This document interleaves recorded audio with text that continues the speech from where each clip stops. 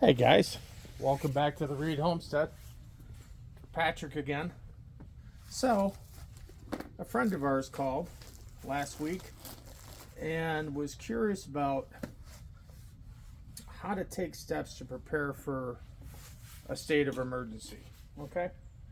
She knows that I was in the military, and as an air traffic controller, I was on a mobility team, search and rescue, trained in first aid training twice a year.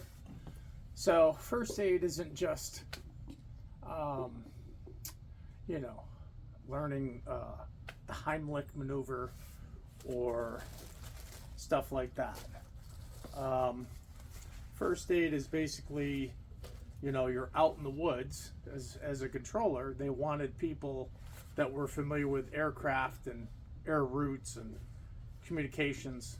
So it's basically you're out in the woods, there's an injury, could be cardiovascular, could be a bad cut, could be an attack by a wild animal, a bear attack, a mountain lion or something like that. So administering first aid, stop the bleed, get the person ready to transport, communicate, stuff like that. So anyhow, she knew that I was military, had some of the experience, and she was curious on how to start preparing for national emergency. Now, some of you may say, oh, a prepper. No, not really. If you think back, New York, 1998, Labor Day storm, a microburst came down. Everyone thought it was, tornado, but it was a microburst, came down, knocked out power for 3 weeks. Of course, this was in September, so it wasn't that bad, but we didn't have power for 3 weeks. State of emergency was declared. You could think of Hurricane Sandy up in New Jersey. All the flooding knocked out power. These people were stranded. So how do you prepare for something like that? You could think about Texas, the winter storm in Texas. All those people froze to death. Or in Buffalo, on I-90 a couple years back. All these people get stranded on the highway during a blizzard.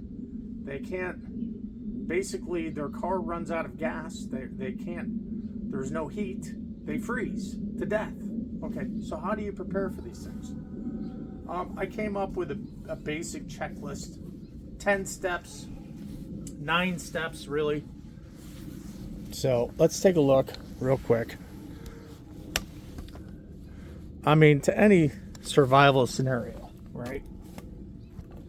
You're talking, the basic things are food, water, shelter, fire. Okay, so hang on.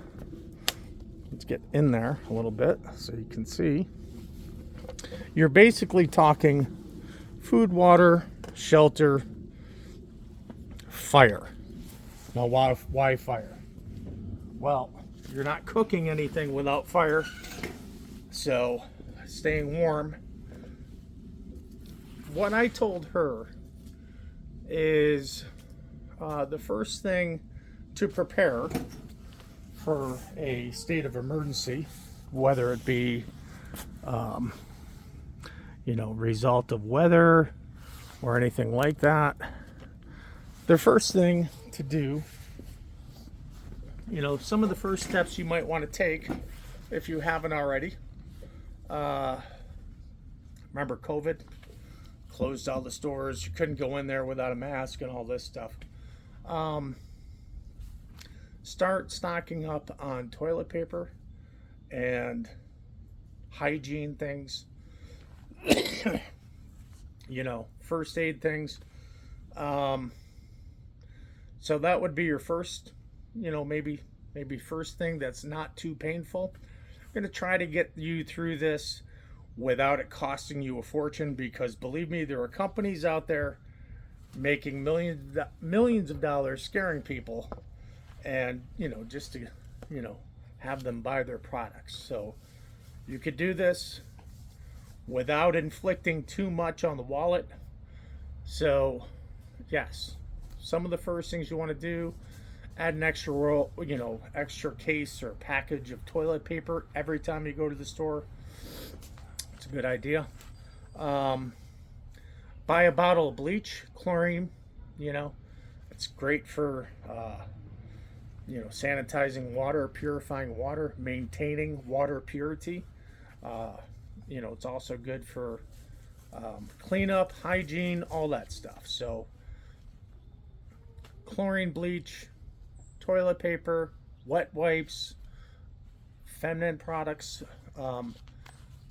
So what I'm going to do is instead of trying to cover all this in one video, what I'm going to do is do a new series, how to prepare for an emergency, state of emergency.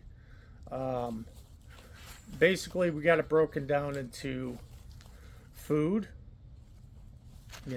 Probably want to start off buying 10-pound bags of rice. They're not expensive. I probably have over 100 pounds of rice. Probably about 70 pounds of black beans, pinto beans, kidney beans, all that stuff. So food, pasta, canned sauce, spices. I got all that junk. Okay, so, but you can start off by buying 10-pound bags of rice. And you could do this without really impacting your budget. So you want to stop buying national brand products. Okay, name brand products that you're used to buying that cost more. Buy the store-bought products, generic products. Okay, that way your budget won't have as much of an impact. Then you'll have enough money to buy an extra bag of rice, an extra bag of beans, some extra pasta, some extra sauce, extra spice. Okay, so we got it broken down. We're just going to go over this real quick. Food, water, shelter and transportation, fire, health and hygiene, power options. These things, so you're going to be out of power. If you don't have a generator, our home came with a Generac. Of course, before we moved in, the owners took it, but it's got a Generac hookup. If you don't have a generator, you need some of these battery things. They're totally rechargeable. You get a bunch of these. You could buy, there's all kind of products on the market today. They're kind of expensive. I have solar, whatever, and it has a power inverter. A lot of cars and trucks nowadays come with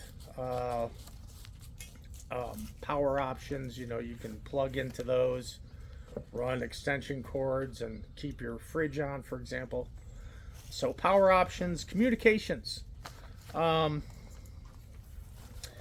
Communications, a walkie talkie, or 2 or 3 or 4, depending on how many people are with you, is a good idea. There are some national emergency radios that you can get used online, pretty affordable. So communications, gardening and foraging. What I'm doing now is putting together a haversack, basically for foraging and things like that out in the yard or in the woods. I picked this up. It's a World War II repro, basically World War II style haversack. It's heavy duty canvas. I should have a knife on me. I don't. It's up on the porch. But heavy duty canvas. And what I'm doing is I am waterproofing. I'm not afraid to use that term. I'm waterproofing the canvas. So what you're going to do this is just paraffin wax. You could buy any kind of wax, really. Candle wax. You just melt it down. I mix mine with baby oil. This one has shea and cocoa butter in it. So about half and half. Half wax, half baby oil, and then throw that in the fridge. Once it's all melted down, you'll come out with a brick like this. You just rub it on. Look at that. Just goes right on. Okay. This is basically going to protect this bag and keep it from getting soaked when you're out there foraging or whatever. You're going to want some kind of sustainability when grocery stores close and you can't get to the market to get food. You're going to want a way to garden and forage for continued food. And then your network, family, friends, pets. Who else might show up that you might have to provide care for? Are you going to have family over there? Friends going to show up? Do you have a pet?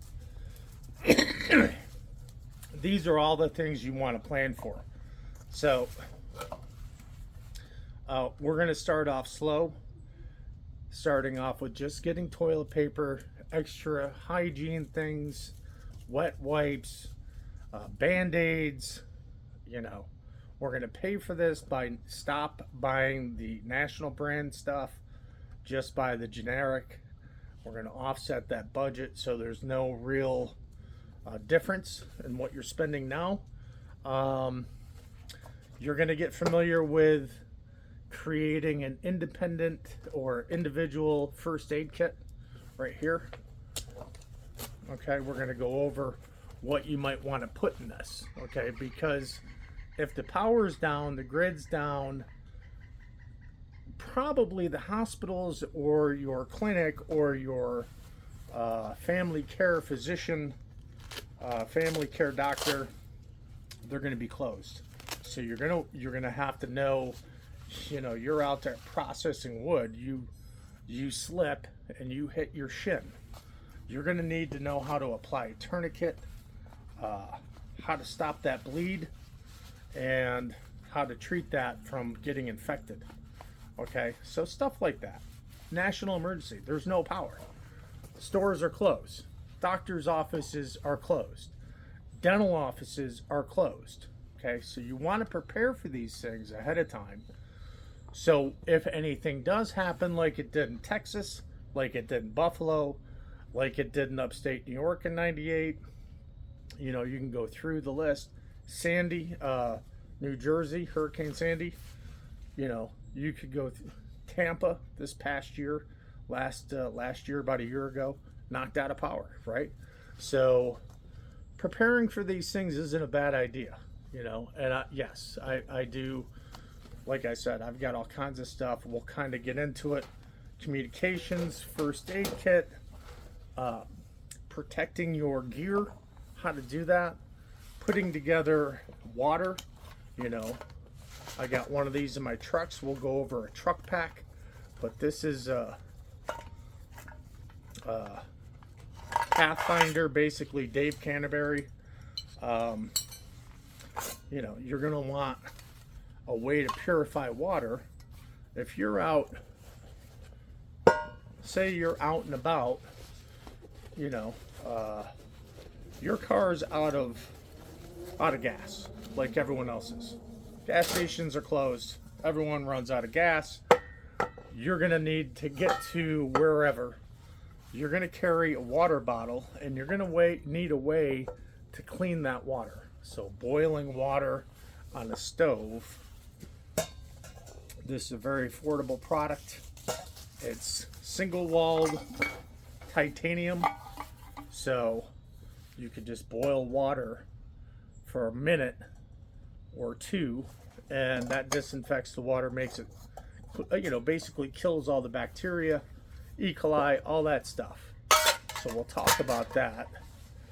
Fire starter options.